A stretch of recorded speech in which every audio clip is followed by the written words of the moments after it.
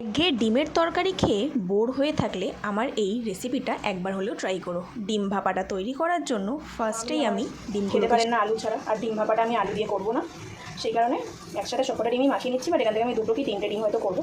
ফার্স্টে নুন দিলাম, তারপরে দেবো হলুদ,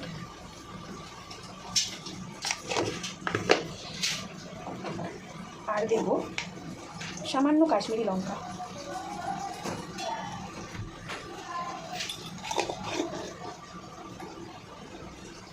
আর কিছুটা সর্ষের তেল।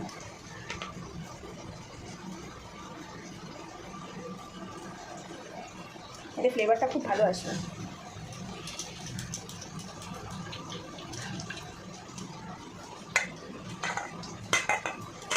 অলরেডি একটা সুন্দর গন্ধ বেরোচ্ছে।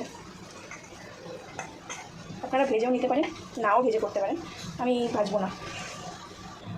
এরপর আমি মিক্সারের জারের মধ্যে দেবো, যেহেতু আমি দুটো কি তিনটে ডিম করবো তাই আন্দাজটা বুঝে দিতে হবে। এই ঢাকনার এক ঢাকনা দিচ্ছি পোস্ত,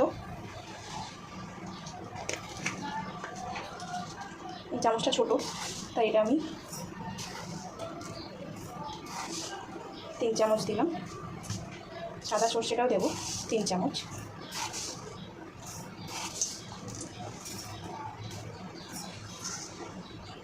সাড়ে 3 চামচ করে দিলাম। আর দেবো লঙ্কা, এটা অলরেডি ভিজিয়ে দিয়েছি। আর তার মধ্যে অ্যাড করবো কিছুটা নারকেল।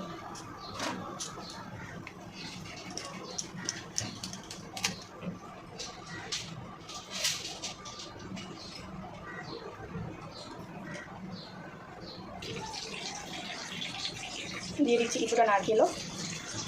আর ওদিকে আমি টক দইটাকে একটুখানি জল ঝাড়াতে রেখেছি, টক দইও লাগবে। এটা আমি একসাথে পেস্ট করবো না, ওটা আমি আলাদাভাবে দেবো। তো এটা খানিক্ষণ ভিজলে তারপরে পেস্ট করে দিচ্ছি। সামান্য নুন অ্যাড করবো। এবার এটাকে পেস্ট করব। বেশি করে জল দিয়ে আমি একেবারে পেস্ট করে নিয়েছি। এবার এটাকে বাটিতে ঢেলে দেবো। বেশি করে ঝোল করেছি এই কারণে যে বিকজ আমরা এটা দুপুরবেলা খাবো, দেখো অনেকটাই হয়ে গেছে। তো এবার এর মধ্যে দেবো আমি দইটা, যেটা আমি জলটা ঝারিয়ে নিয়ে এবার মতো নুন দেবো, কাশ্মীরি লঙ্কা গুঁড়ো,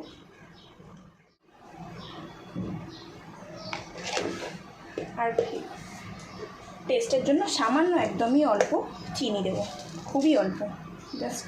আর কিছুটা দিয়ে দেবো এর মধ্যে সর্ষের তেল।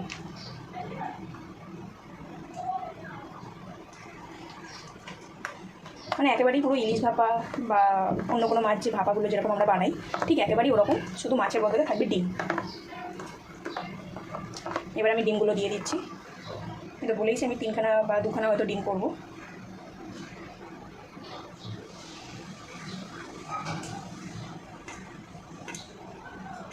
তিনটে বানানো। চলো এবার মাইক্রোওভেনে দেওয়ার পালা। দুটো কাঁচা লঙ্কা অ্যাড করে দিচ্ছি, দিয়ে এবার এটাকে আমি মাইক্রোওভেনে দিয়ে দিচ্ছি।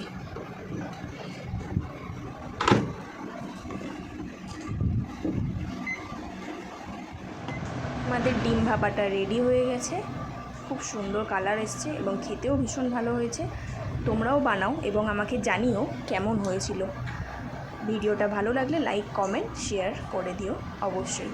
তো দেখা হচ্ছে পরের একটা ভিডিওতে। Till then tata.